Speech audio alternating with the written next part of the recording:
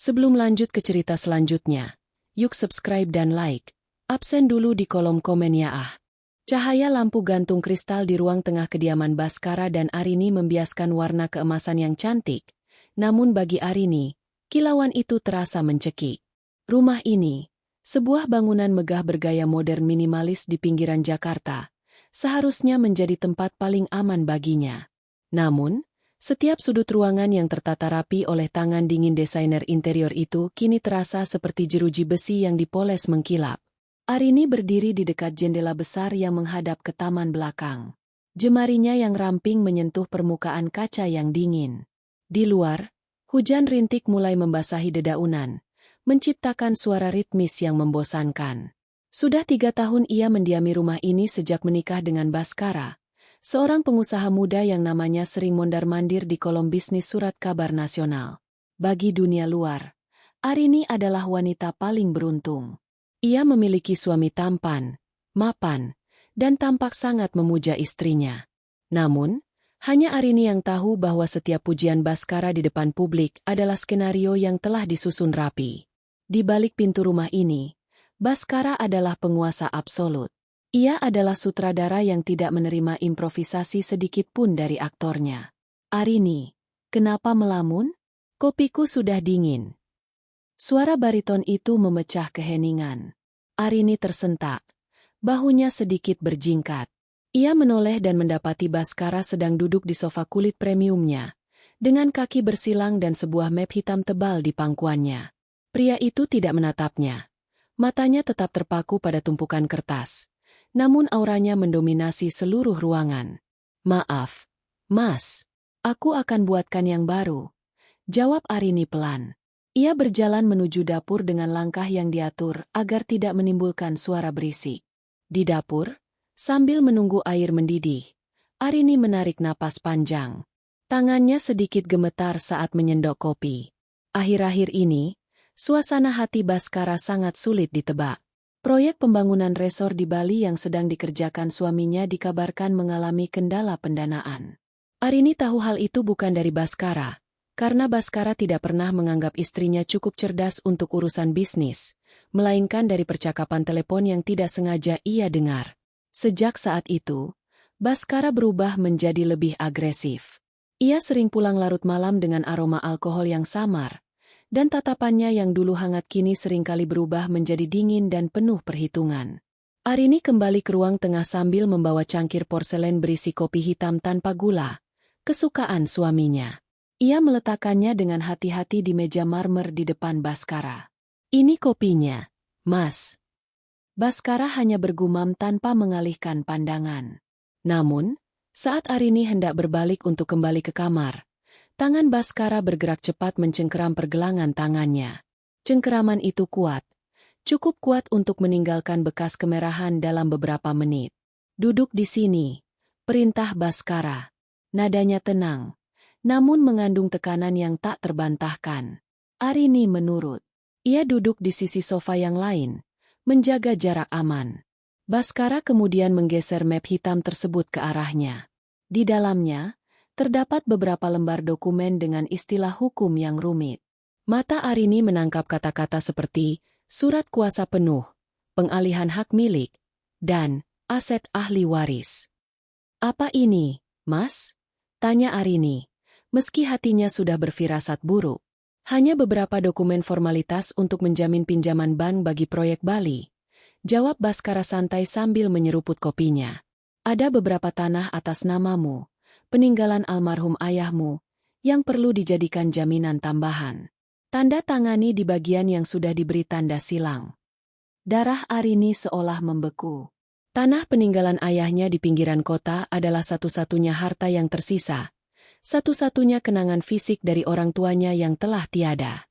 Ayahnya pernah berpesan agar tanah itu tidak pernah dijual, karena di sanalah harapan masa depan Arini berada jika sesuatu yang buruk terjadi. Tapi, Mas, bukankah aset perusahaan sudah cukup? Tanah itu adalah amanah dari ayah. Aku tidak berani menjadikannya jaminan bisnis, ujar Arini, mencoba memberanikan diri. Suaranya bergetar, namun ada nada ketegasan yang jarang ia tunjukkan. Baskara meletakkan cangkir kopinya dengan dentingan keras yang bergema di ruangan sunyi itu. Ia perlahan menoleh ke arah Arini. Matanya menyipit, menatap istrinya seolah sedang melihat serangga yang mengganggu. "Arini, sayang," ucapnya dengan nada merendahkan. "Kau pikir rumah ini dibayar dengan apa? Perhiasan yang kau pakai, pakaian bermerek di lemari itu, semuanya dari hasil kerja keras bisnisku. Sekarang, saat istrimu diminta kontribusi sedikit saja untuk menyelamatkan nama baik keluarga, kau menolak. Ini bukan soal kontribusi, Mas. Ini soal prinsip. Tanah itu tidak ada hubungannya dengan perusahaanmu," bantah Arini lagi. Wajah Baskara mengeras. Rahangnya mengatup rapat. Arini bisa melihat otot-otot di leher suaminya menegang. Ini adalah tanda-tanda bahaya yang sudah sangat ia hafal. Biasanya, Arini akan langsung diam dan meminta maaf untuk meredakan amarah Baskara. Namun kali ini, ada sesuatu yang berbeda. Rasa takutnya mulai berganti menjadi kecurigaan. Mengapa Baskara begitu mendesak? Seberapa parah sebenarnya kondisi keuangan suaminya? "Kau mulai berani melawan, ya?" Baskara berdiri, membuat bayangannya menutupi tubuh Arini yang kecil. "Kau mulai merasa punya suara di rumah ini?" "Aku hanya bertanya, Mas. Aku berhak tahu kemana asetku akan dialihkan." Suara Arini nyaris berbisik karena sesak di dada. Baskara tertawa pendek, sebuah tawa kering yang tidak mengandung humor sedikit pun. Ia berjalan memutari sofa, mendekati Arini yang kini refleks memeluk dirinya sendiri. Atmosfer di ruangan itu berubah drastis dari kemewahan yang tenang menjadi ketegangan yang mencekam. "Kau tidak punya hak apa-apa kecuali apa yang aku berikan padamu," desis Baskara tepat di telinga Arini. "Tanda tangani sekarang, atau kau akan menyesal telah membuka mulutmu malam ini." Arini menatap map hitam itu. Di matanya, kertas putih itu kini tampak seperti surat kematian bagi kebebasannya. Ia menyadari bahwa selama ini ia tidak tinggal di sebuah rumah, melainkan di sebuah penangkaran di mana ia hanya diberi makan selama ia patuh. Penolakan Arini malam itu adalah retakan pertama pada dinding kaca yang selama ini melindungi citra sempurna pernikahan mereka. Dan seperti kaca yang retak, kehancuran total hanyalah masalah waktu. Arini tidak tahu bahwa di balik dokumen itu tersimpan rahasia yang jauh lebih gelap dari sekadar hutang bank, dan ia juga tidak menyadari bahwa sebelum fajar menyingsing, hidupnya akan berubah selamanya karena sebuah ketukan di pintu. Keheningan di ruang tengah itu kini terasa berdenyut, seolah dinding-dinding rumah mewah tersebut ikut menahan napas menyaksikan drama yang sedang memuncak. Arini masih terpaku di atas sofa. Matanya nanar menatap map hitam yang terbuka di meja marmer. Di bawah sorot lampu kristal, butiran keringat dingin mulai muncul di pelipisnya. Ia bisa merasakan kehadiran Baskara di belakangnya, seperti predator yang sedang mengitari mangsa yang sudah terpojok. "Aku tidak akan mengulanginya lagi, Arini." Suara Baskara kini lebih rendah, lebih serak, dan jauh lebih berbahaya. "Ambil pulpen itu. Tanda tangani. Sekarang." Arini menggeleng perlahan. "Mas, tolong jelaskan padaku, kenapa harus tanah itu? Jika perusahaanmu hanya butuh modal, kenapa tidak memakai aset yang lain? Kenapa harus warisan ayah yang sudah jelas-jelas aku katakan tidak akan pernah aku sentuh?" Pertanyaan itu dijawab dengan suara gerakan yang sangat kasar. Baskara berjalan ke arah meja, menyambar cangkir kopinya yang masih setengah penuh, dan melemparkannya ke arah dinding. Prang! Porselen mahal itu hancur berkeping-keping, meninggalkan noda hitam pekat yang merembes di wallpaper dinding sutra yang mahal. Arini terpekik, menutup wajahnya dengan kedua tangan. "Jangan tanya, kenapa, padaku," teriak Baskara. Wajahnya yang biasanya tertata rapi kini memerah padam. Urat-urat di lehernya menonjol seperti akar pohon yang mencuat. "Kau tidak tahu apa-apa tentang dunia bisnis. Kau hanya tahu cara menghabiskan uangku, memakai baju-baju bagus, dan duduk manis di acara amal seolah-olah kau adalah ratu. Tanpa aku, kau bukan siapa-siapa. Arini, kau hanya anak yatim piatu yang beruntung aku pungut dari kemiskinan keluarga besarmu." Kata-kata itu menghantam Arini lebih keras daripada tamparan fisik. Ia merasa dadanya sesak. Memang benar, Setelah ayahnya meninggal, bisnis keluarga mereka hancur dan Baskara datang sebagai penyelamat. Namun, ia tidak pernah menyangka bahwa bantuan itu adalah investasi yang kini ditagih dengan bunga yang menghancurkan harga dirinya. Baskara kemudian melakukan sesuatu yang membuat nyali Arini menciut hingga ke titik terendah. Dengan gerakan lambat yang sengaja dibuat untuk mengintimidasi, Baskara meraih pinggangnya. Terdengar bunyi gesekan logam yang tajam saat ia membuka gesper sabuk kulitnya. Srek! Srek! Arini terbelalak. Ia mundur hingga punggungnya menabrak sandaran sofa. Mas, apa yang kau lakukan? Mas, sadar. Baskara menarik sabuk kulit berwarna hitam pekat itu dari simpul celananya. Ia melilitkan ujung sabuk itu ke telapak tangan kanannya, menyisakan bagian yang menjuntai dengan gesper logam berat yang berkilat-kilat di bawah lampu. Ia mengibaskan sabuk itu ke udara, menghasilkan suara wak yang memecah kesunyian. Kau pikir aku bercanda? Baskara mendekat. Selama ini aku bersabar dengan sikap pasif-agresifmu. Aku memberimu segalanya. Tapi malam ini, aku butuh tanda tangan itu untuk menyelamatkan posisiku di Dewan Direksi. Dan kau berani mengatakan, tidak, padaku. Mas, ini ilegal, memaksaku menandatangani dokumen di bawah ancaman itu ilegal.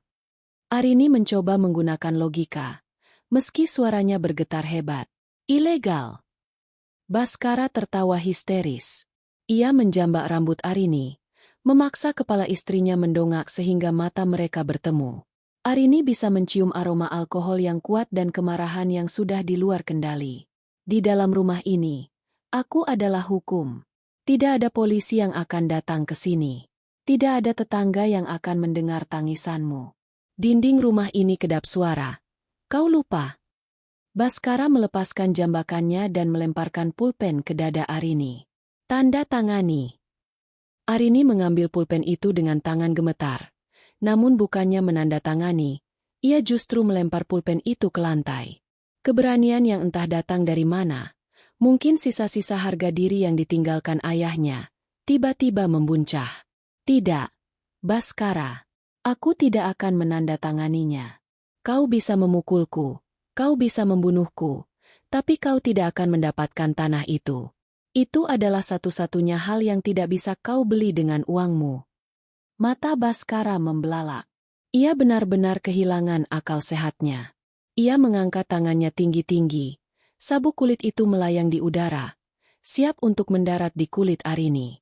Arini memejamkan mata rapat-rapat, meringkuk seperti janin di atas sofa, menunggu rasa sakit yang akan menghantamnya. Wah! Sabuk itu menghantam sandaran sofa. Hanya beberapa sentimeter dari kepala Arini.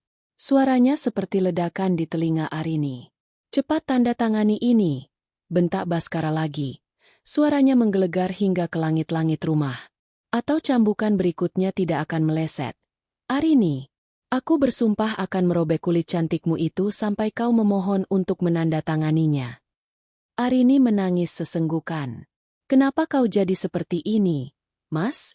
Di mana pria yang berjanji akan menjagaku? Pria itu sudah mati karena kebodohanmu. Baskara kembali mengangkat sabuknya. Kali ini, ia benar-benar membidik bahu Arini. Ia menarik napas dalam, memusatkan seluruh rasa frustrasinya pada ayunan tangan tersebut. Tepat saat tangan Baskara bergerak turun untuk mencambuk, sebuah suara memutus aliran adrenalin yang mematikan itu. Suara bel pintu depan berbunyi. Nye, jus. Dan menuntut perhatian. Baskara terhenti di tengah gerakannya. Tangannya menggantung di udara. Ia menoleh ke arah lorong menuju pintu depan dengan tatapan tidak percaya. Siapa yang berani datang ke rumahnya pada jam 11 malam saat hujan turun? Bel itu ditekan berkali-kali tanpa jeda. Seolah-olah orang di luar sana tahu bahwa ada sesuatu yang sangat darurat sedang terjadi di dalam. Sialan! Umpat Baskara. Ia menatap Arini dengan tatapan mengancam. Jangan bergerak. Jangan bersuara. Jika kau mencoba lari atau berteriak, aku pastikan kau tidak akan pernah bisa berjalan lagi. Baskara merapikan kemejanya yang berantakan, namun tetap memegang sabuknya di tangan kanan, menyembunyikannya di balik punggung. Ia berjalan menuju pintu dengan langkah berat. Amarahnya masih tersisa di ubun-ubun. Ia berniat untuk menghardik siapapun tamu kurang ajar yang mengganggu urusannya. Arini tetap meringkuk di sofa. Napasnya tersengal-sengal. Ia mendengarkan langkah kaki Baskara. Ia mendengar suara kunci pintu yang diputar. "Siapa kau?" Suara bentakan Baskara terdengar dari kejauhan, namun tiba-tiba terputus. Ada keheningan panjang yang mencekam.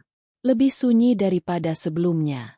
Arini memberanikan diri untuk duduk tegak. Ia tidak mendengar suara percakapan. Ia hanya mendengar suara deru hujan yang masuk melalui pintu yang terbuka. Lalu, tiba-tiba, sebuah suara keluar dari tenggorokan Baskara. Bukan suara marah, bukan suara sombong. Itu adalah suara teriakan yang melengking, penuh dengan ketakutan murni, sebuah teriakan histeris yang terdengar seperti seseorang yang baru saja melihat lubang neraka terbuka di depan matanya. "Tidak, tidak mungkin. Kau sudah mati." Suara gedebuk terdengar, seolah Baskara jatuh terduduk di lantai. Arini bangkit dengan kaki lemas. Rasa ingin tahunya mengalahkan rasa takutnya. Ia berjalan tertatih ke arah lorong, ingin melihat siapa sosok yang mampu membuat seorang monster seperti Baskara berteriak ketakutan seperti anak kecil. Di ambang pintu yang terbuka lebar, di tengah tempias hujan dan kegelapan malam, berdirilah seorang pria. Teriakan Baskara bukan sekadar teriakan kemarahan yang biasa Arini dengar. Itu adalah lengkingan yang mengandung kengerian purba, seolah-olah seluruh fondasi keberaniannya runtuh dalam satu detik. Arini berdiri di ujung lorong, tangannya berpegangan erat pada tepi dinding marmer untuk menopang kakinya yang masih lemas. Dari posisinya, ia bisa melihat punggung Baskara yang kini bersimpuh di lantai, gemetar hebat. Di ambang pintu yang terbuka lebar, siluet seorang pria berdiri tegak. Latar belakang langit malam yang gelap dan rintik hujan yang diterangi lampu teras menciptakan efek aura yang mencekam di sekitar sosok itu. Pria itu mengenakan mantel panjang berwarna abu-abu gelap yang basah kuyup. Ia tidak bergerak, tidak bersuara, hanya berdiri di sana dengan tenang, kontras dengan histeria yang ditunjukkan Baskara. "Pergi, pergi kau." Baskara merangkak mundur. Kakinya menendang-nendang lantai kayu seolah mencoba menjauh dari penampakan di depannya. "Kau sudah mati. Aku sendiri yang melihat mobil itu masuk ke jurang. Aku melihatnya meledak." Arini membelalak. Kata-kata Baskara barusan adalah sebuah pengakuan yang mengerikan. Mobil, jurang, meledak. Selama ini, Baskara selalu mengatakan bahwa ia adalah anak tunggal yang harus berjuang sendiri setelah orang tuanya meninggal karena sakit. Arini tidak pernah tahu ada tragedi lain dalam sejarah keluarga suaminya. Pria di ambang pintu itu akhirnya melangkah masuk. Suara sepatu botnya yang basah bersentuhan dengan lantai kayu terdengar sangat nyata. Sebuah bukti bahwa ia bukanlah hantu atau sekadar halusinasi. Ia melepas topi yang menutupi sebagian wajahnya, membiarkan cahaya lampu ruang tamu menyinari wajahnya. Arini tertahan napas. Pria itu memiliki wajah yang hampir identik dengan Baskara. Struktur rahangnya, bentuk hidungnya, hingga garis matanya sangat mirip. Namun, perbedaannya terasa pada auranya. Jika wajah Baskara memancarkan kesombongan dan amarah, wajah pria ini memancarkan ketenangan yang dingin dan penuh luka. Ada bekas luka tipis yang melintang di dekat pelipis kirinya, menambah kesan misterius. 10 tahun, Baskara. Suara pria itu berat dan serak, seolah suaranya jarang digunakan selama bertahun-tahun. 10 tahun aku merangkak keluar dari kegelapan yang kau ciptakan, hanya untuk memastikan kau tidak melakukan hal yang sama pada orang lain. Mata pria itu beralih dari Baskara yang ketakutan, lalu menembus kegelapan lorong hingga mendarat tepat pada Arini. Tatapan mereka bertemu. Arini merasakan getaran aneh, bukan rasa takut seperti yang ia rasakan pada Baskara, melainkan perasaan bahwa ia sedang dilihat oleh seseorang yang benar-benar bisa melihat penderitaannya. Siapa Anda?" tanya Arini dengan suara nyaris hilang. Pria itu tidak menjawab secara langsung. Ia berjalan melewati Baskara yang masih meringkuk di lantai. Baskara tampak begitu kecil dan menyedihkan sekarang. Sabuk kulit yang tadi ia gunakan untuk mengancam Arini tergeletak tak berguna di sampingnya seperti bangkai ular. "Namaku Adrian. ucap pria itu akhirnya. Ia berdiri hanya beberapa meter dari Arini. Dan pria yang sedang ketakutan di lantai itu adalah adik kandungku. Setidaknya, dia adalah adikku sebelum dia mencoba membunuhku demi harta warisan keluarga kami. Baskara tiba-tiba tertawa histeris. Tawa yang terdengar gila. Adrian? Tidak. Adrian sudah mati. Kau pasti iblis yang datang untuk menjemputku. Kau bukan manusia. Adrian tidak memedulikan racauan adiknya. Ia menatap map hitam yang masih tergeletak di meja marmer, lalu beralih menatap memar merah di pergelangan tangan Arini yang tidak tertutup lengan baju. Kilat amarah yang sangat tajam melintas di mata Adrian. Ternyata kau tidak berubah, Bas, desis Adrian tanpa menoleh. Dulu kau menggunakan rem yang blong untuk menyingkirkanku. Sekarang, kau menggunakan ancaman fisik untuk menyingkirkan harga diri istrimu sendiri.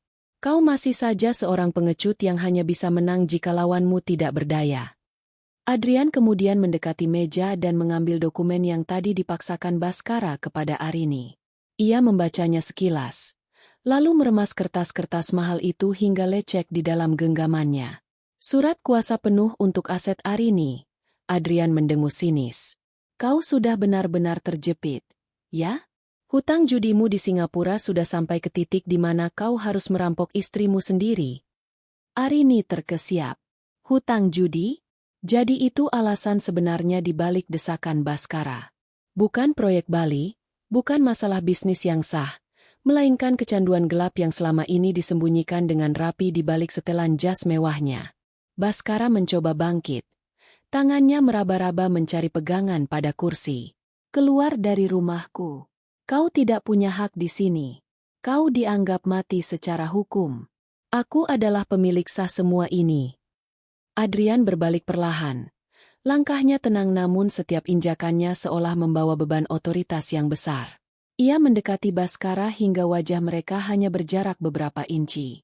Rumah ini dibangun di atas pondasi kebohongan dan darahku, Baskara. Dan secara hukum jika orang mati, kembali untuk membuktikan bahwa dia masih hidup, maka semua wasiat dan peralihan aset yang kau nikmati selama 10 tahun ini akan batal demi hukum. Kau bukan pemilik apa-apa. Kau hanya seorang pencuri yang sedang menunggu waktu untuk dipenjara. Baskara terdiam. Napasnya memburu. Ia menatap kakaknya dengan campuran rasa benci dan ketakutan yang luar biasa.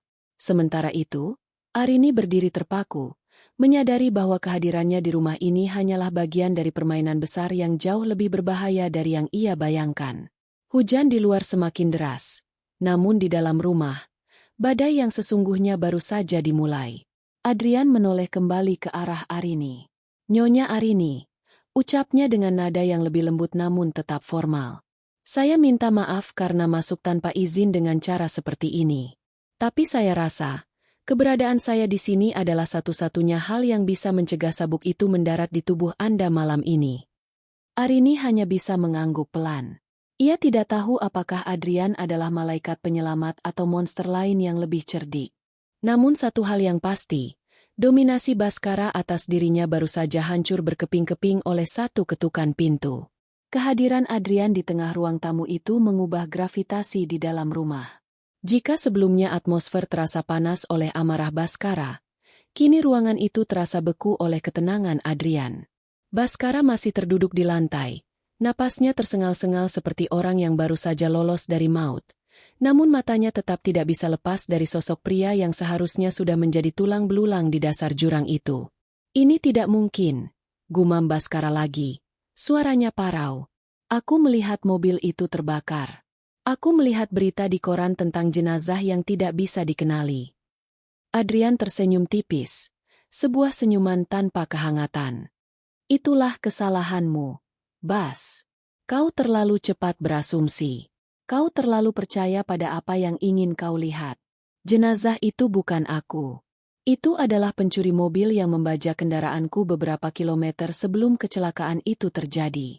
Sementara aku terlempar keluar, merangkak di antara semak berduri dengan kaki patah, memperhatikan dari jauh bagaimana kau berdiri di tepi jurang itu, tersenyum melihat ledakannya. Arini merasa perutnya mual. Ia menatap Baskara dengan ngeri.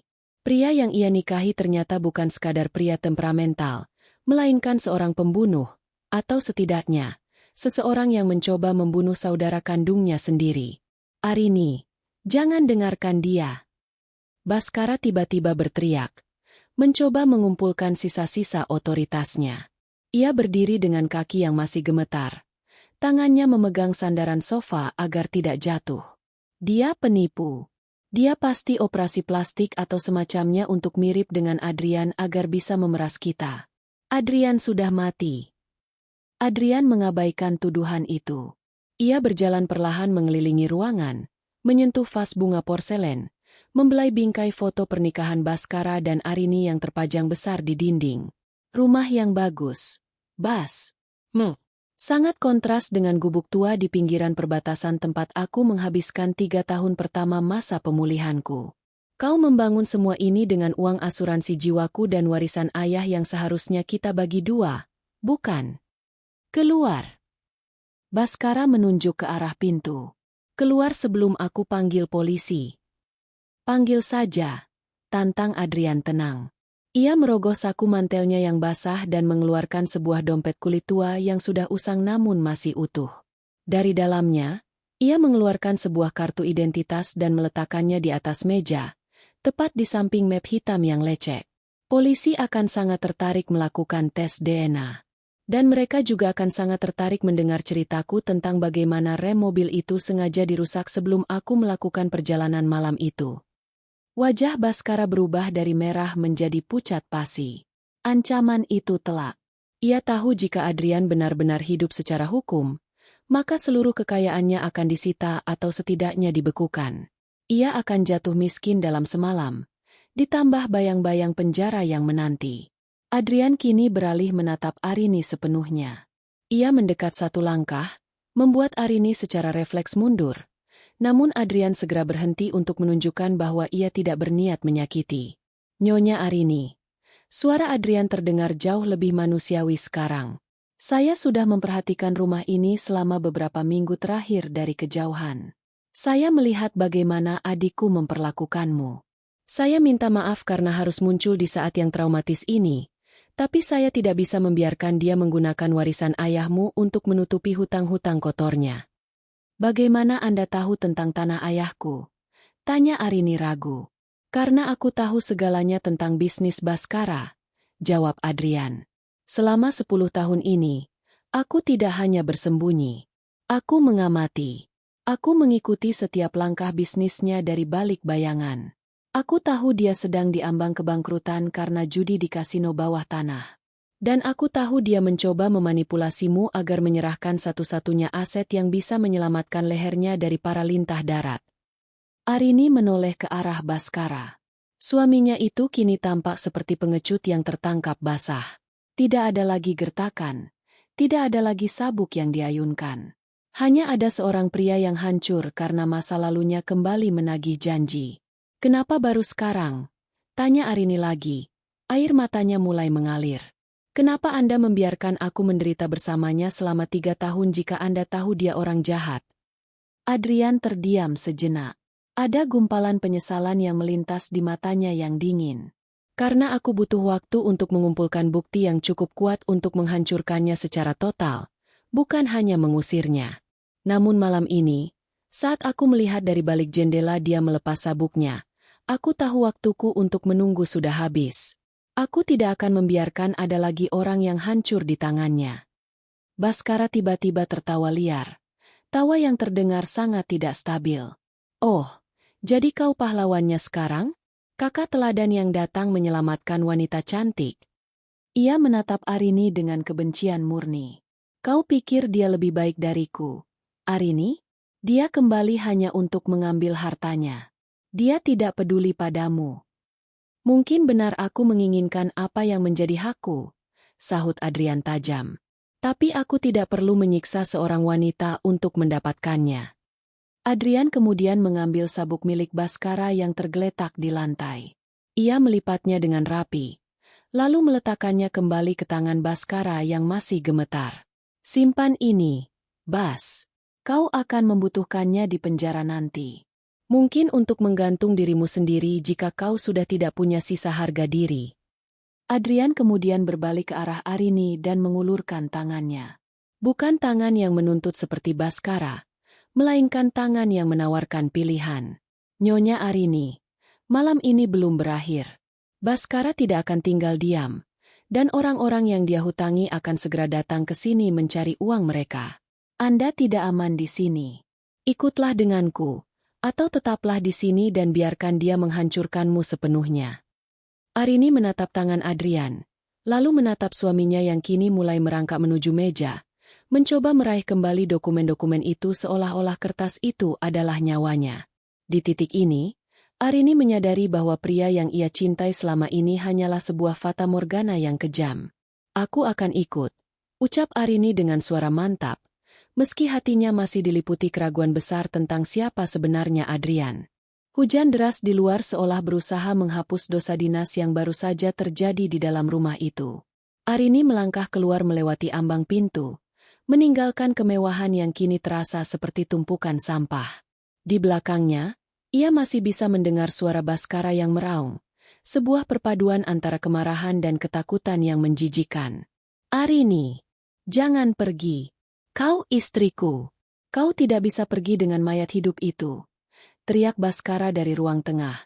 Namun suaranya segera tertelan oleh deru angin malam. Adrian menuntun Arini menuju sebuah mobil sedan hitam yang terparkir agak jauh dari gerbang utama, tersembunyi di bawah bayangan pohon besar. Gerakannya taktis dan waspada. Matanya terus memindai sekeliling seolah ia mengharapkan serangan dari kegelapan. Setelah Arini masuk ke kursi penumpang, Adrian segera memutar kemudi, membawa mereka menjauh dari kompleks perumahan elit tersebut. Keheningan di dalam mobil terasa peka. Arini hanya bisa menatap tangannya yang masih merah akibat cengkeraman Baskara. Ia merasa seperti baru saja melompat dari satu lubang ke lubang lainnya. Ia menoleh ke arah Adrian yang fokus mengemudi. Wajah pria itu, jika dilihat dari dekat di bawah cahaya lampu jalan yang melintas, tampak jauh lebih lelah daripada yang terlihat tadi. Kenapa dia sangat takut padamu? Tanya Arini akhirnya, suaranya parau. Maksudku, jika dia pikir Anda sudah mati, teriakan itu bukan hanya karena terkejut melihat hantu. Dia berteriak seolah-olah Anda adalah mimpi buruk yang paling ia takuti. Adrian tidak segera menjawab. Ia membelokkan mobil ke jalanan yang lebih sepi, menjauh dari pusat kota. Baskara tidak hanya takut pada sosokku, Arini. Dia takut pada apa yang aku bawa kembali. Dia takut pada kebenaran. Kebenaran tentang kecelakaan itu. Adrian menghela napas panjang. Jemarinya mengetuk kemudi dengan ritme yang tidak beraturan. Malam itu, 10 tahun lalu, bukan hanya soal harta warisan. Baskara terlilit hutang sejak muda. Ayah kami tahu itu dan berencana mencoret namanya dari ahli waris kecuali dia mau berubah. Baskara tahu jika aku, anak tertua yang selalu dianggap sempurna oleh ayah, hilang dari peta, maka ayah tidak punya pilihan selain memberikan semuanya padanya. Adrian berhenti sejenak. Matanya menatap lurus ke depan dengan tatapan yang sangat dingin.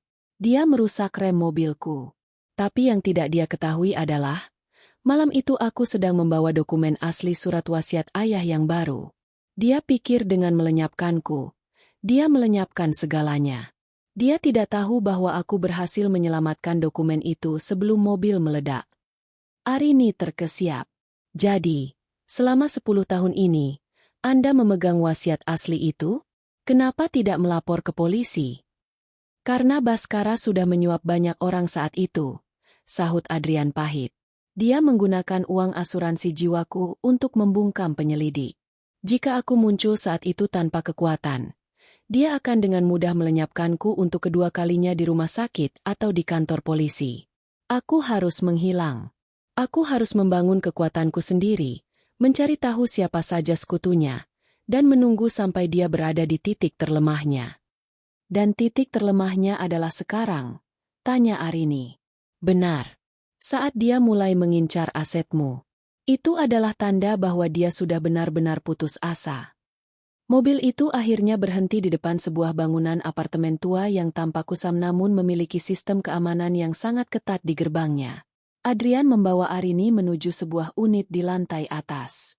Ruangan itu sederhana, sangat kontras dengan kemegahan rumah Baskara. Hanya ada meja kerja penuh layar monitor, tumpukan berkas, dan sedikit perabotan. Adrian berjalan menuju meja kerjanya dan mengambil sebuah map biru. Ia menyodorkannya kepada Arini. "Buka itu."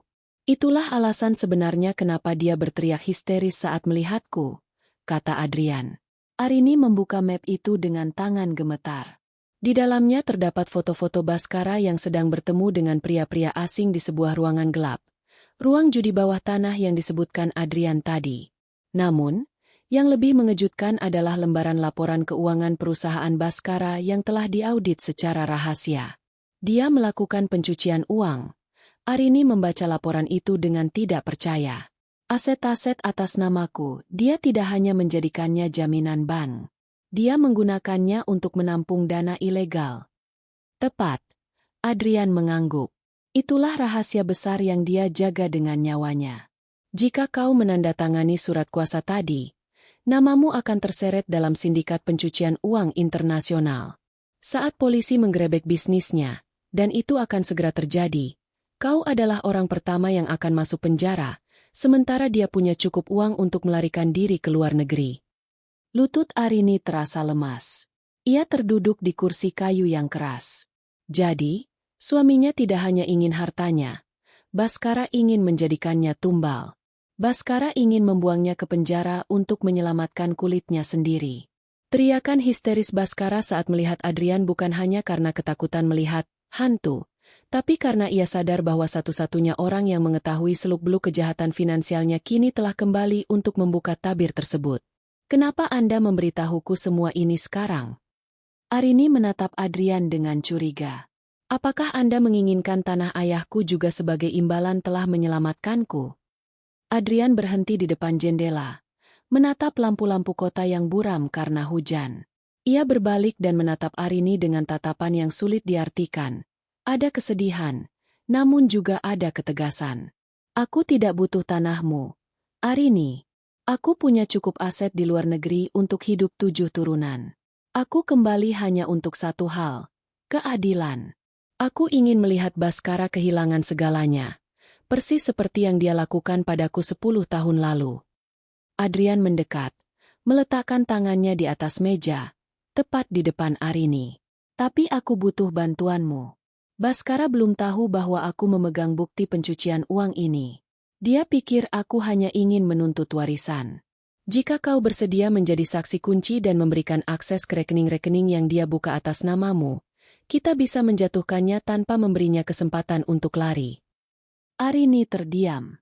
Ia baru saja lolos dari satu monster, dan kini monster lain, yang mengaku sebagai pelindungnya, meminta dirinya untuk masuk ke dalam pusaran konflik keluarga yang mematikan. Namun, saat ia menyentuh memar di pergelangan tangannya, rasa sakit itu mengingatkannya pada suara cambukan sabuk di udara. "Apa jaminannya aku akan aman?" tanya Arini tegas. Adrian menatapnya lurus. "Tidak ada jaminan di dunia ini, Arini. Tapi aku bisa menjanjikan satu hal. Jika kau bersamaku, kau tidak akan pernah lagi dipaksa menandatangani apapun dengan ancaman sabuk di lehermu." Tepat saat itu, ponsel Adrian bergetar di atas meja.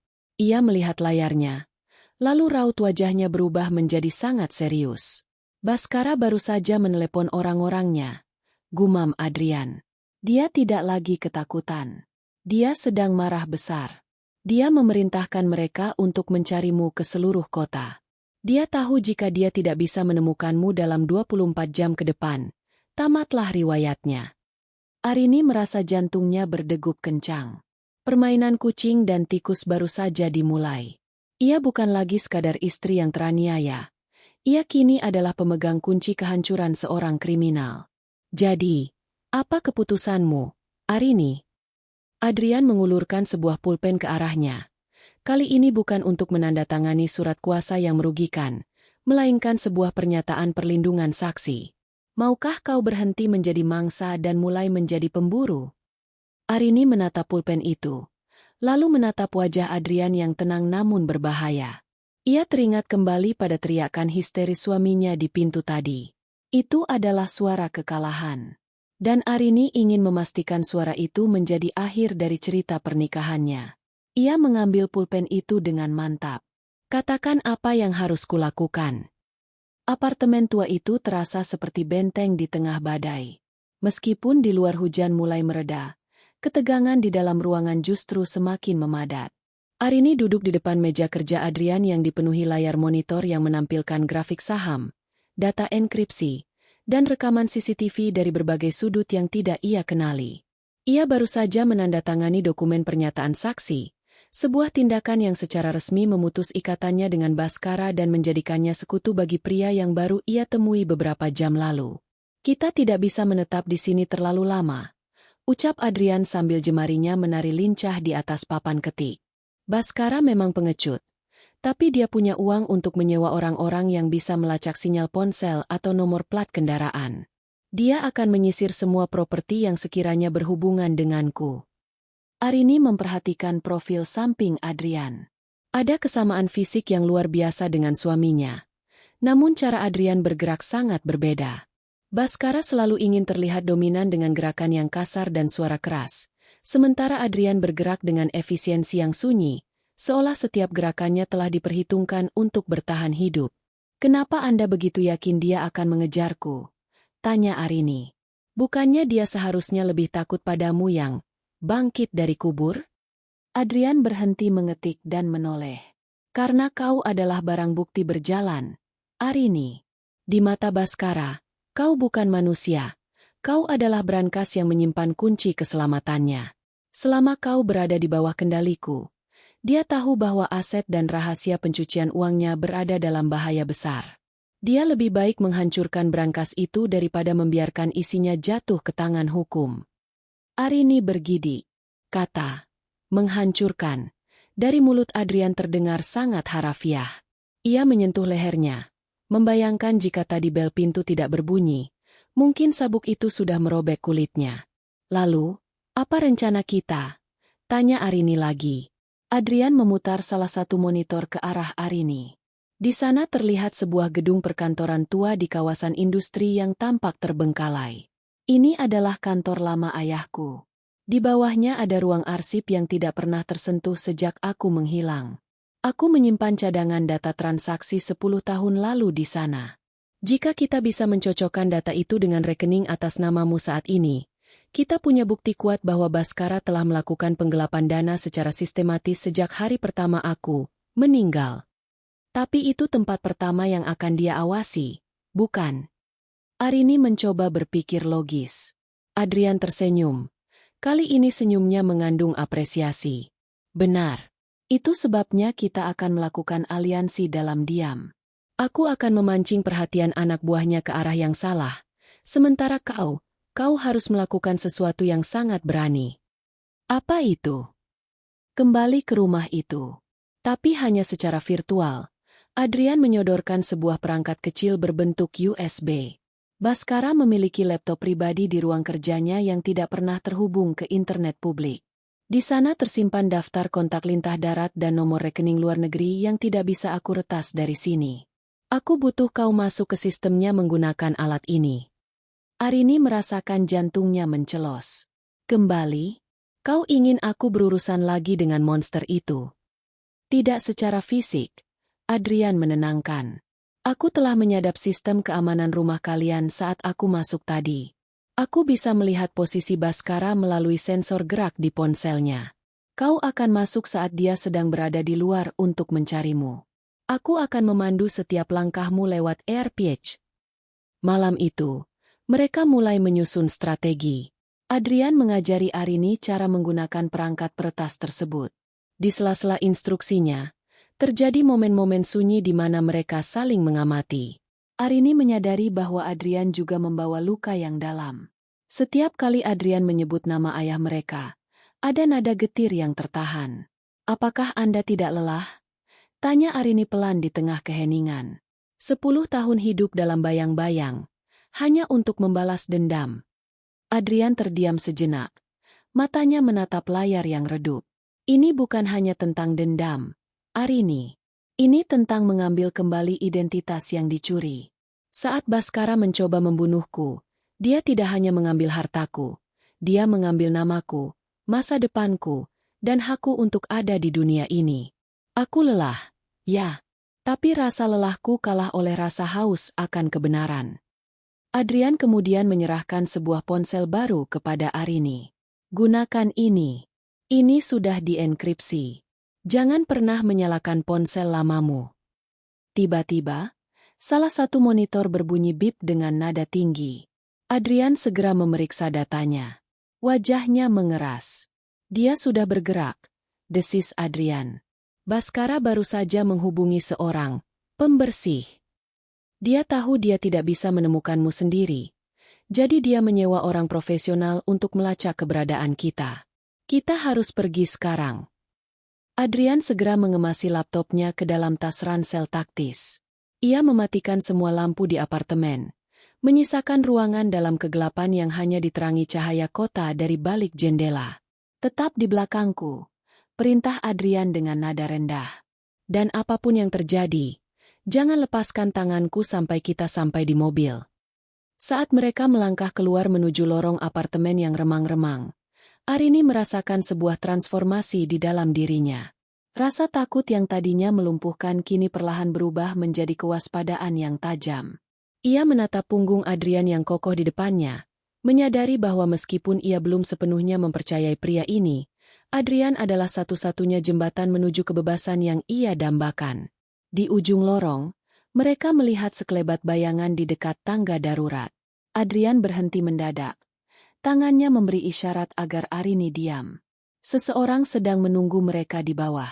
Perang saraf ini telah berpindah dari ruang tamu yang mewah ke lorong-lorong gelap kota, dan Arini tahu, satu kesalahan kecil saja akan membawanya kembali ke bawah cambukan sabuk Baskara. Siap? Bisik Adrian hampir tak terdengar. Arini mengangguk mantap. Siap.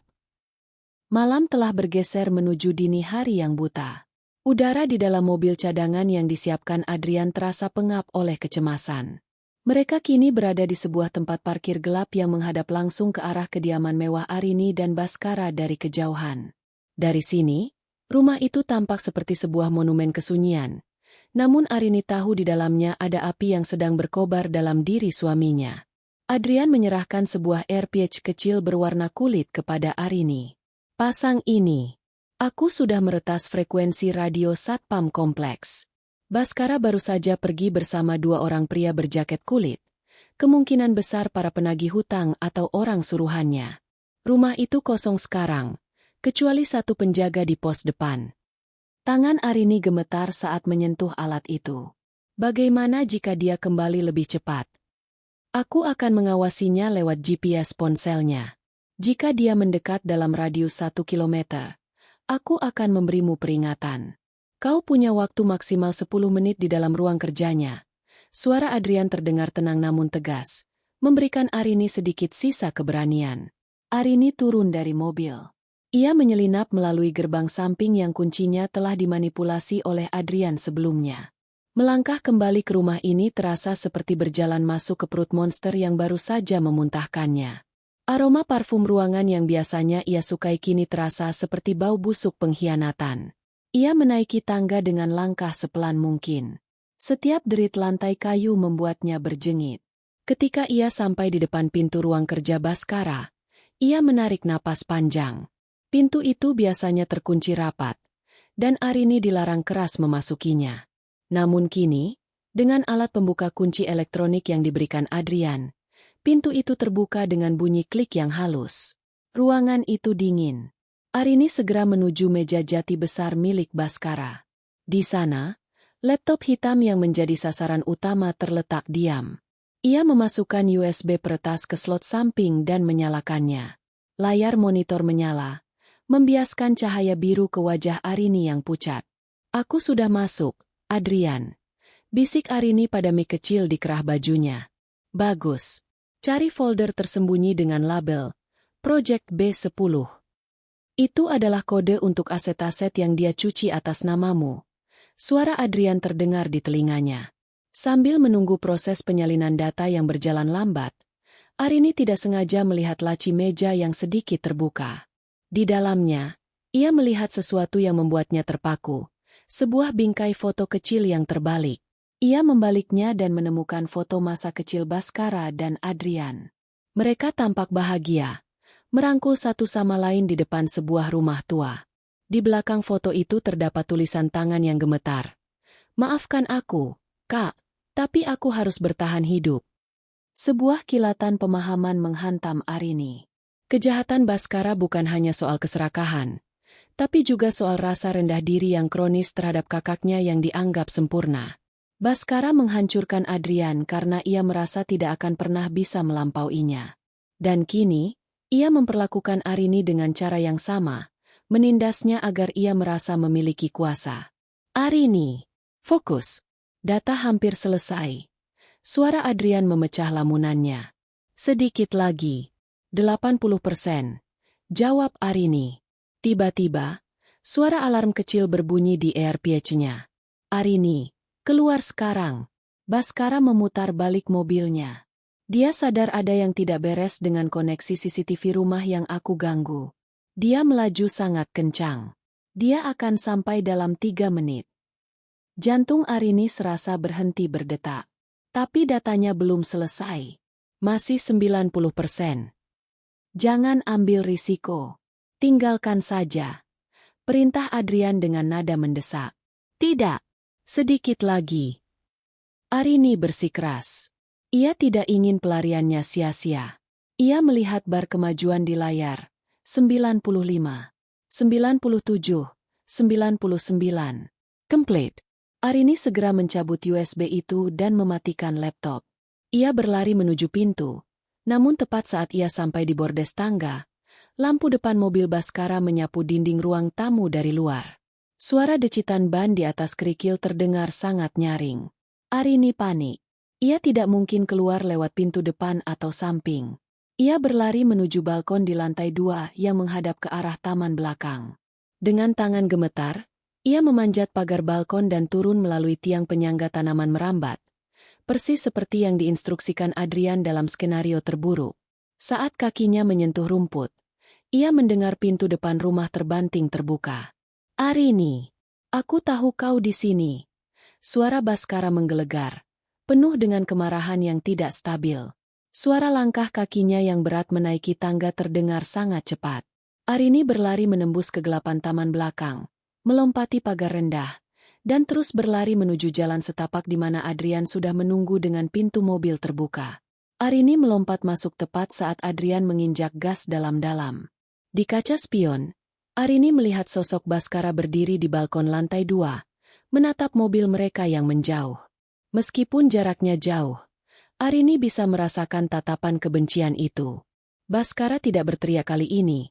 Ia hanya berdiri diam, memegang sabuk kulitnya yang kembali ia lepas dari pinggangnya. "Itu adalah deklarasi perang terbuka." "Kau berhasil?" tanya Adrian setelah mereka berada di jarak yang aman. Arini menunjukkan USB itu dengan tangan yang masih gemetar hebat.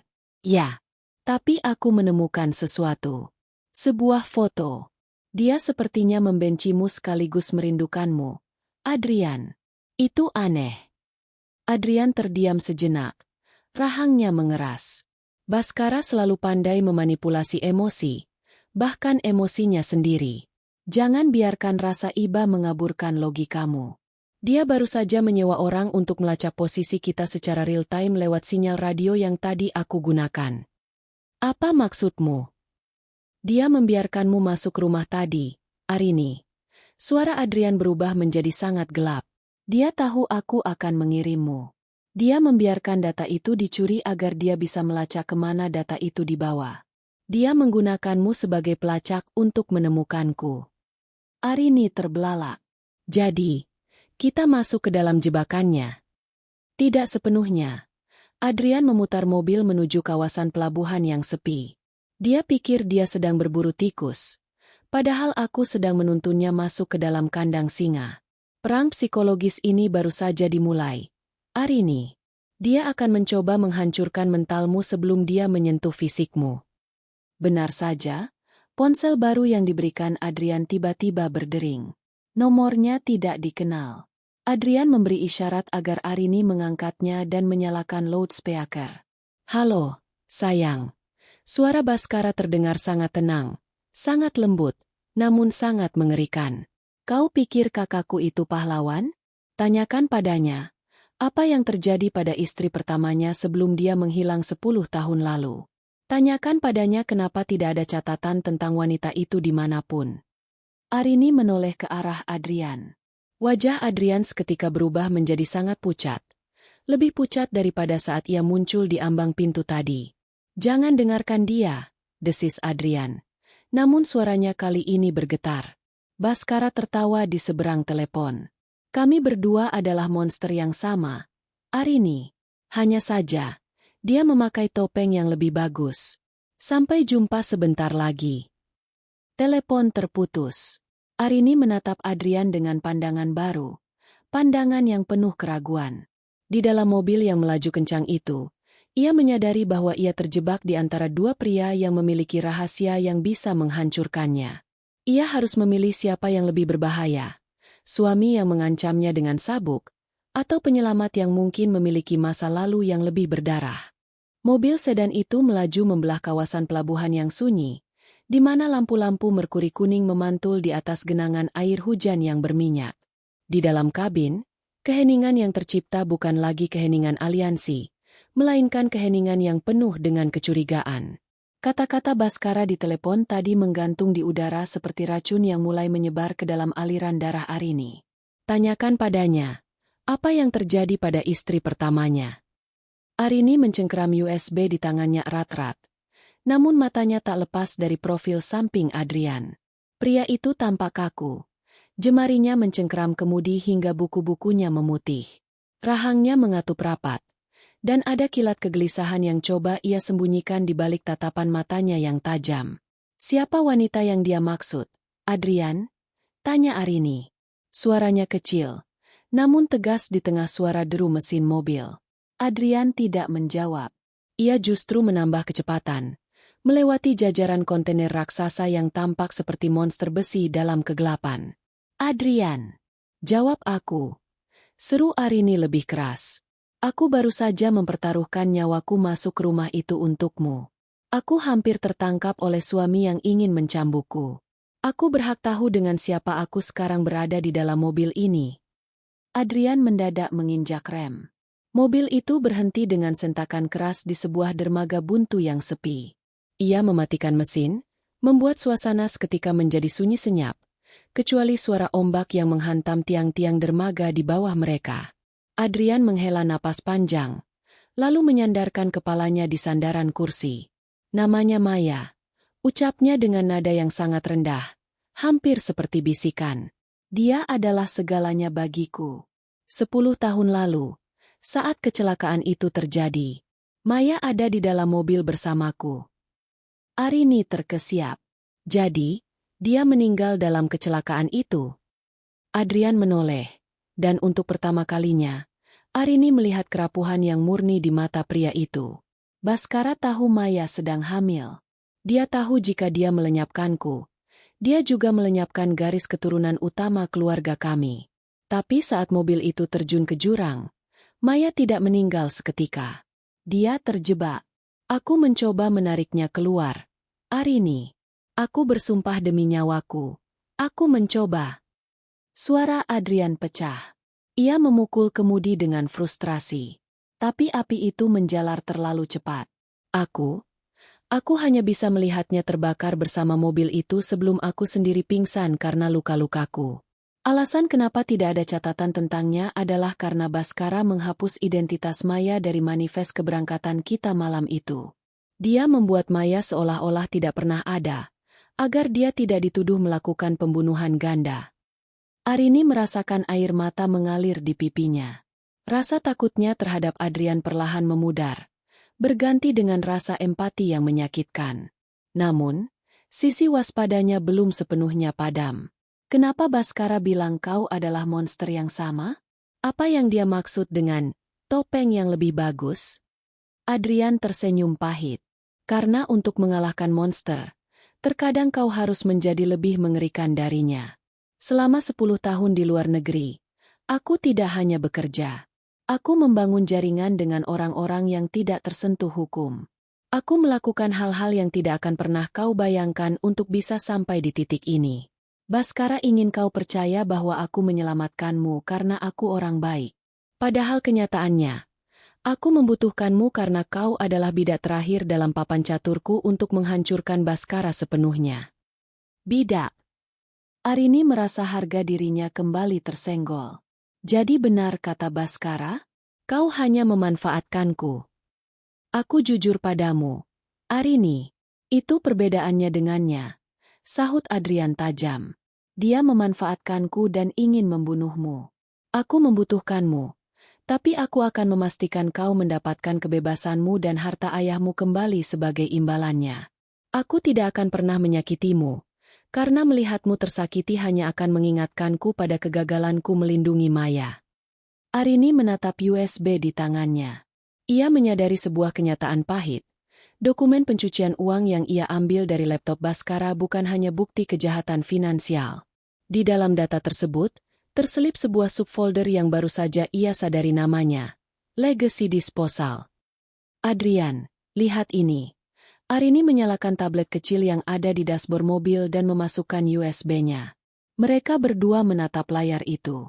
Di bawah folder Legacy Disposal, terdapat bukti-bukti transaksi yang mengerikan. Baskara ternyata tidak hanya mencuci uang. Ia menggunakan dana tersebut untuk membayar pihak-pihak tertentu agar menutupi kasus kecelakaan 10 tahun lalu secara permanen. Bahkan, ada bukti pembayaran bulanan kepada seorang saksi palsu yang masih hidup, seorang montir yang dulu merusak rem mobil Adrian. Dia masih hidup, desis Adrian. Montir itu masih hidup dan terus memeras Baskara. Jika kita bisa menemukan pria ini, kau tidak butuh aku menjadi saksi tunggal. Pria ini adalah kunci untuk menyeret Baskara ke kasus pembunuhan berencana, bukan hanya pencucian uang, ujar Arini. Namun, saat mereka sedang menelaah data tersebut, sebuah titik merah muncul di layar monitor navigasi Adrian. Titik itu berkedip cepat, menunjukkan posisi yang sangat dekat dengan mereka. Sial! Adrian menghidupkan mesin mobil. Mereka sudah di sini. Baskara tidak mengirim polisi. Dia mengirim orang-orang lintah darat itu. Tiba-tiba, sebuah mobil SUV hitam besar muncul dari balik tumpukan kontainer, melaju kencang ke arah mereka dengan lampu jauh yang menyilaukan.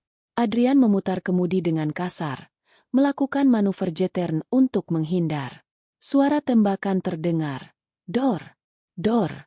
Menghantam kaca belakang mobil mereka hingga retak 1000. Tundukkan kepalamu, teriak Adrian.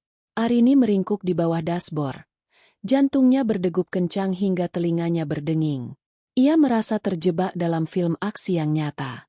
Di tengah kejaran itu, ia menyadari sesuatu yang sangat penting. Baskara bukan lagi sekadar suami yang marah. Dia adalah orang yang sudah kehilangan segalanya dan kini tidak keberatan jika harus menabrakkan semua orang ke jurang yang sama dengannya. Kemana kita pergi? Teriak Arini di tengah suara decitan ban. Ke tempat di mana semuanya dimulai. Jawab Adrian dengan nada yang sangat dingin. Ke gudang lama di pinggiran kota. Aku sudah menyiapkan jebakan di sana. Jika dia ingin bermain api, aku akan memberinya api yang paling besar.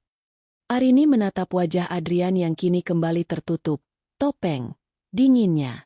Ia sadar bahwa malam ini tidak akan berakhir dengan polisi yang datang dengan sopan. Malam ini akan berakhir dengan darah. Dan ia harus memutuskan, apakah ia akan tetap menjadi bidak yang pasif, atau ia akan mengambil kendali atas dokumen di tangannya untuk menentukan siapa yang akan bertahan hidup. Sambil memegang tablet itu, Arini melihat sebuah detail kecil di file terakhir. Sebuah instruksi dari Baskara kepada orang suruhannya. Ambil istrinya hidup-hidup, habisi pria itu. Jika dia melawan, bakar gudangnya. Arini memejamkan mata. Ia tahu apa yang harus ia lakukan. Ia tidak akan membiarkan Adrian menjadi korban kedua kalinya. Tapi ia juga tidak akan membiarkan Adrian menjadi monster yang sama dengan suaminya. Ia mulai mengetikkan sesuatu di tablet tersebut, mengirimkan seluruh data itu ke sebuah alamat email yang telah ia siapkan secara rahasia. Alamat email milik seorang jurnalis investigasi yang dulu pernah dibantu ayahnya. Apa yang kau lakukan? Tanya Adrian tanpa menoleh. Menyiapkan asuransi nyawa bagi kita berdua, jawab Arini tegas. Jika kita tidak keluar dari gudang itu hidup-hidup, seluruh dunia akan tahu apa yang dilakukan keluarga kalian dalam waktu 1 jam. Adrian melirik singkat ke arah Arini, dan untuk pertama kalinya, ada kilat hormat yang tulus di matanya. Kau memang anak ayahmu, Arini, pintar dan berbahaya. Gudang tua itu kini terlihat di kejauhan, berdiri kokoh di tengah lahan kosong yang luas.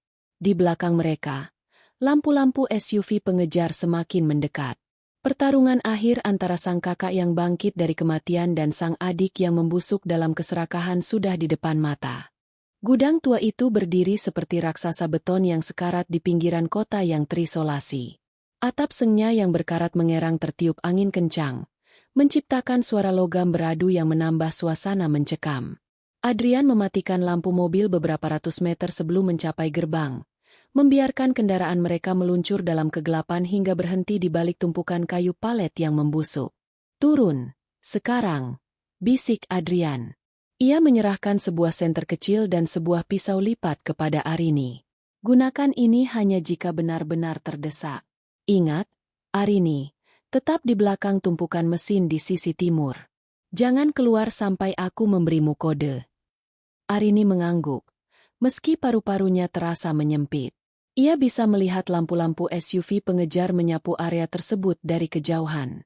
Mereka tidak punya banyak waktu. Mereka menyelinap masuk melalui pintu kecil di samping gudang. Di dalam, ruangan itu sangat luas dan penuh dengan bayangan. Bau oli mesin tua dan debu yang menebal memenuhi indera penciuman. Adrian bergerak dengan ketenangan seorang profesional. Ia mulai mengaktifkan beberapa perangkat yang telah ia pasang sebelumnya. Lampu sorot darurat dan sistem audio yang terhubung ke beberapa sudut ruangan. "Kenapa kau memilih tempat ini, Adrian?"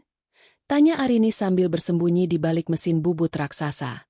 "Karena disinilah Baskara dulu sering bersembunyi saat ayah memarahinya," jawab Adrian sambil memeriksa senjatanya. Dia merasa kuat di sini. Dan cara terbaik untuk menghancurkan monster adalah di sarangnya sendiri. Beberapa menit kemudian, suara deru mesin mobil yang kasar mendekat. Pintu besar gudang ditendang hingga terbuka, menciptakan dentuman yang bergema ke seluruh ruangan. Cahaya lampu SUV menembus kegelapan, membelah debu yang berterbangan. Baskara melangkah masuk. Ia tidak lagi mengenakan jas rapi. Kemejanya berantakan, dan di tangannya, ia masih menggenggam sabuk kulit itu, benda yang kini tampak seperti simbol kegilaannya. Di belakangnya, dua pria bertubuh besar dengan wajah tanpa ekspresi mengikuti, masing-masing memegang senjata api. "Adrian!" teriak Baskara. Suaranya pecah, antara tangis dan tawa histeris. "Aku tahu kau di sini, kakakku tersayang. Keluarlah. Mari kita selesaikan apa yang kita mulai 10 tahun lalu di tepi jurang itu." Tidak ada jawaban. "Sini." Dan Arini. Baskara beralih arah. "Sayangku, kembalilah padaku. Jika kau keluar sekarang dan menyerahkan USB itu, aku berjanji tidak akan mencambukmu terlalu keras. Aku hanya ingin apa yang menjadi milikku." Tiba-tiba, lampu sorot di langit-langit gudang menyala satu persatu secara bergantian, membutakan pandangan Baskara dan anak buahnya. Suara rekaman percakapan terdengar dari pengeras suara. Itu adalah suara Baskara dari 10 tahun lalu, sebuah rekaman telepon yang entah bagaimana didapatkan Adrian. "Pastikan remnya blong. Aku ingin dia tamat malam ini juga. Jangan ada jejak." Wajah Baskara seketika memucat. "Matikan itu. Matikan." Adrian muncul dari balik bayangan di lantai atas, berdiri di balkon besi yang berkarat. "Kau tidak bisa mematikan masa lalu, Baskara. Rekaman itu sudah terkirim ke server kepolisian pusat. Begitu matahari terbit, kau akan menjadi orang paling dicari di negeri ini. Kau pikir kau sudah menang?" Baskara tertawa liar. Ia memberi isyarat kepada anak buahnya. "Cari dia. Tembak di tempat. Dan bawa Arini padaku hidup-hidup." Baku tembak pecah. Arini menutup telinganya rapat-rapat saat suara peluru menghantam logam di sekitarnya. Adrian membalas tembakan dengan taktis, memaksa anak buah Baskara berpencar. Di tengah kekacauan itu, Arini melihat Baskara bergerak menuju ke arahnya. Pria itu seolah memiliki insting binatang. Dia tahu di mana Arini bersembunyi. "Aku menemukanmu, Arini," desis Baskara dari balik tumpukan mesin. Arini mundur. Jantungnya berdegup kencang. Ia menggenggam pisau lipat di sakunya. Saat Baskara mencoba menerjangnya, Arini melemparkan sebuah kaleng oli tua ke arah wajah suaminya. Baskara terhuyung. Namun ia berhasil menangkap pergelangan tangan Arini. "Ikut aku." Baskara menyeret Arini menuju tengah gudang. "Lepaskan!" Arini meronta. Namun tenaga Baskara yang sedang kalap jauh lebih kuat. Baskara menarik Arini tepat ke bawah balkon tempat Adrian berada. Ia menodongkan pistol ke pelipis Arini. "Turun, Adrian. Atau aku akan mengulangi apa yang terjadi pada Mayamu tersayang. Kali ini, kau akan melihat istrimu mati di depan matamu sendiri." Adrian membeku. Tangannya yang memegang senjata gemetar. Bayangan masa lalu tentang Maya yang terbakar di dalam mobil seolah membelenggu gerakannya. "Letakkan senjatamu," perintah Baskara lagi. Adrian perlahan meletakkan pistolnya di lantai balkon dan mengangkat tangan. "Jangan sakiti dia, Bas. Masalah ini antara kau dan aku." Arini tidak tahu apa-apa. "Dia tahu terlalu banyak," teriak Baskara. Ia menatap Arini dengan tatapan yang benar-benar asing. Tidak ada lagi cinta, hanya ada kegelapan murni. "Dia mengkhianatiku. Dia memilih pria mati daripada suaminya sendiri." Baskara melepaskan pegangannya pada Arini sebentar untuk melilitkan sabuknya ke leher Arini, bermaksud menjadikannya sandera sekaligus tameng. Namun, di saat itulah Arini teringat pesan Adrian, "Jadilah pemburu." Arini tidak lagi gemetar. Dengan gerakan cepat yang tidak terduga, ia menghujamkan pisau lipat yang sejak tadi ia pegang ke arah paha Baskara. "Ark!" Baskara menjerit kesakitan. Pegangannya melonggar. Arini menyikut ulu hati Baskara dan berlari menjauh. Di saat yang bersamaan, Adrian melompat dari balkon setinggi 3 meter, mendarat tepat di atas Baskara. Keduanya berguling di lantai gudang yang kotor. Pukulan demi pukulan bertukar. Itu bukan lagi sekadar perkelahian, melainkan pelampiasan dendam 10 tahun yang terpendam. "Kau menghancurkan hidupku," teriak Adrian sambil melayangkan tinju ke wajah adiknya. Kau selalu mendapatkan segalanya," balas Baskara dengan mulut berdarah. "Ayah mencintaimu, perusahaan memujamu, aku hanya bayanganmu." Baskara berhasil meraih pistolnya yang terjatuh. Ia mengarahkannya ke dada Adrian. Arini yang melihat hal itu berteriak, "Adrian, awas!" Namun, sebelum Baskara bisa menarik pelatuknya, suara sirine polisi meraung-raung dari luar gudang. Lampu biru dan merah berkelebat masuk melalui celah-celah dinding. Adrian berhasil menepis tangan Baskara hingga peluru melesat ke langit-langit. "Selesai, Baskara," ucap Adrian napas tersengal-sengal. Ia menekan tubuh adiknya ke lantai. "Semua bukti sudah di tangan mereka. Kau tidak punya tempat lagi untuk lari." Baskara menatap langit-langit gudang dengan pandangan kosong. Sabuk kulit yang menjadi simbol kekuasaannya kini tergeletak di sampingnya. Terputus karena gesekan saat perkelahian tadi. Ia mulai tertawa. Sebuah tawa yang berakhir menjadi tangisan sesenggukan. Pria yang tadinya begitu perkasa kini hanyalah tumpukan penyesalan yang hancur. Arini mendekat, berdiri di samping Adrian yang masih menahan Baskara. Ia menatap suaminya untuk terakhir kalinya. Rasa takut yang selama ini menghantuinya perlahan menguap, digantikan oleh rasa dingin yang membebaskan. "Kau bilang aku bukan siapa-siapa tanpamu, Mas," ucap Arini pelan namun tajam. "Tapi lihatlah dirimu sekarang. Disinilah kau, tanpa harta, tanpa nama, dan tanpa aku." Polisi menyerbu masuk dan segera memborgol Baskara serta kedua anak buahnya. Saat Baskara diseret keluar, ia terus bergumam tentang hantu dan api. Kewarasannya tampaknya telah hilang bersama runtuhnya kerajaannya. Adrian berdiri perlahan, dibantu oleh Arini. Mereka berdua berdiri di tengah gudang yang kini dipenuhi petugas polisi. Adrian menatap Arini. Ada luka di wajahnya, Tapi matanya menunjukkan kelegaan yang luar biasa. "Kau baik-baik saja?" tanya Adrian. Arini mengangguk. "Aku bebas, Adrian. Benar-benar bebas." Namun, saat mereka hendak melangkah keluar, seorang detektif mendekati Adrian. "Tuan Adrian, kami butuh Anda untuk ikut ke kantor. Ada beberapa hal tentang 10 tahun terakhir yang harus Anda jelaskan." Arini menatap Adrian dengan cemas. Adrian hanya tersenyum tipis dan menggenggam tangan Arini sebentar. "Jangan khawatir. Ini baru permulaan dari hidup kita yang sesungguhnya." 3 bulan kemudian, kota Jakarta masih diguyur hujan. Namun kali ini suaranya tidak lagi terdengar seperti ancaman bagi Arini. Ia duduk di sebuah kafe kecil yang tenang, menatap keluar jendela ke arah jalanan yang sibuk. Di depannya tergeletak sebuah surat kabar nasional dengan tajuk utama di halaman bisnis. "Kejatuhan dinasti Baskara, skandal pencucian uang dan pembunuhan berencana terungkap." Proses hukum berjalan jauh lebih cepat dari yang dibayangkan. Dengan bukti digital yang diambil Arini dan kesaksian montir tua yang akhirnya ditemukan Adrian di perbatasan, posisi Baskara tidak tertolong. Baskara dijatuhi hukuman penjara seumur hidup.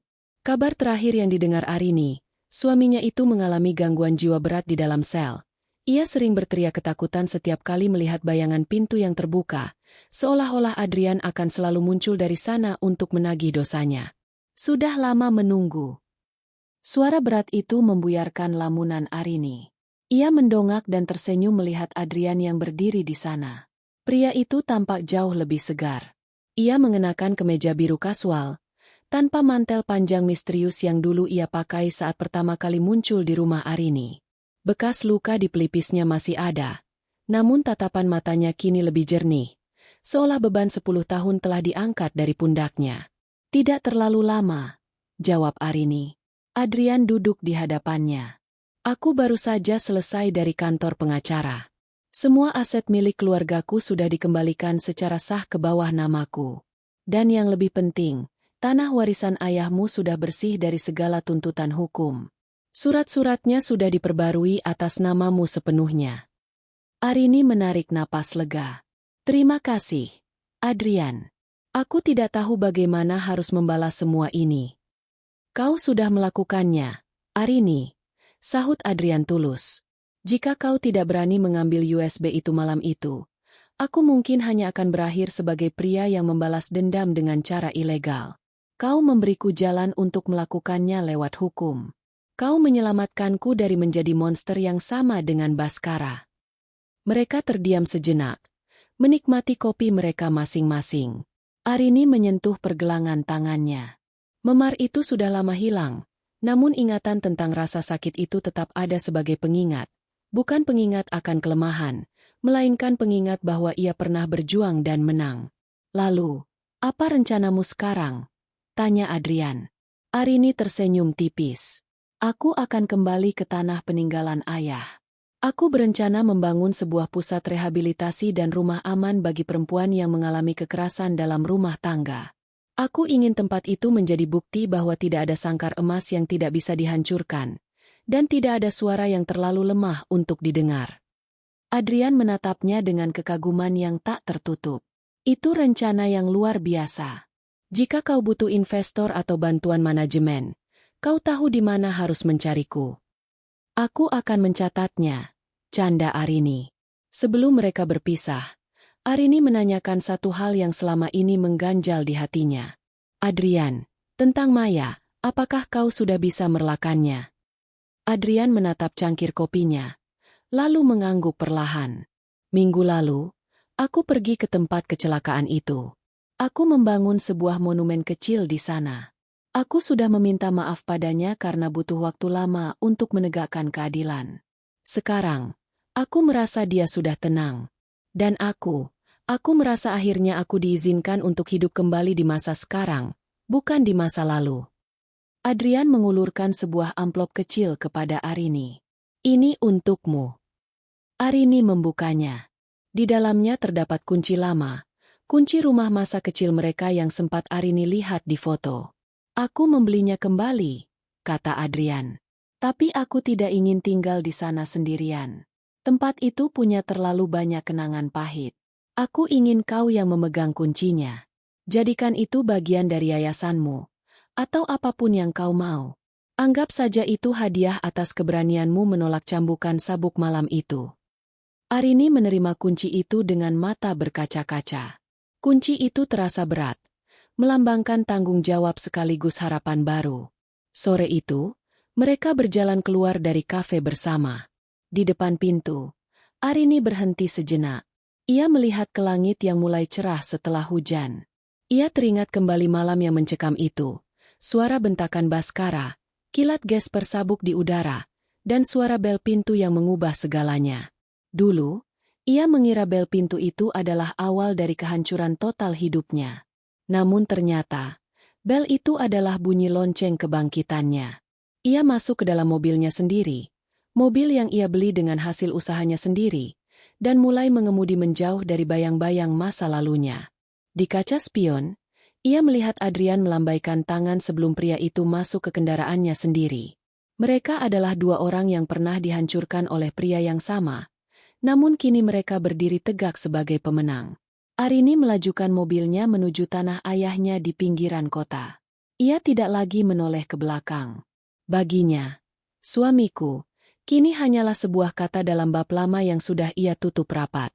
Di depan sana, ada ribuan lembar halaman kosong yang menantinya untuk ditulis dengan tinta kebebasan, keberanian, dan cinta yang jauh lebih tulus. Malam itu, untuk pertama kalinya dalam 3 tahun, Arini tidur tanpa mengunci pintu kamar dalamnya. Ia tidur dengan tenang, tahu bahwa tidak akan ada lagi orang yang bisa memaksanya menandatangani sesuatu yang bukan kehendaknya. Di dalam kegelapan malam, ia berbisik pada dirinya sendiri sebelum terlelap. Aku bukan lagi korban. Aku adalah pemilik hidupku. Dan di kejauhan, gemas suara bel pintu malam itu seolah berubah menjadi melodi yang indah. Melodi yang menandakan bahwa keadilan, seberapa lama pun ia bersembunyi di balik pintu, akan selalu menemukan jalannya untuk masuk. Catatan penutup. Cerita ini adalah perjalanan dari ketidakberdayaan menuju kekuatan. Arini berhasil membuktikan bahwa meskipun dalam keadaan terancam, integritas diri, saat ia menolak tanda tangan, adalah kunci yang membuka jalan bagi pertolongan dan kebebasan.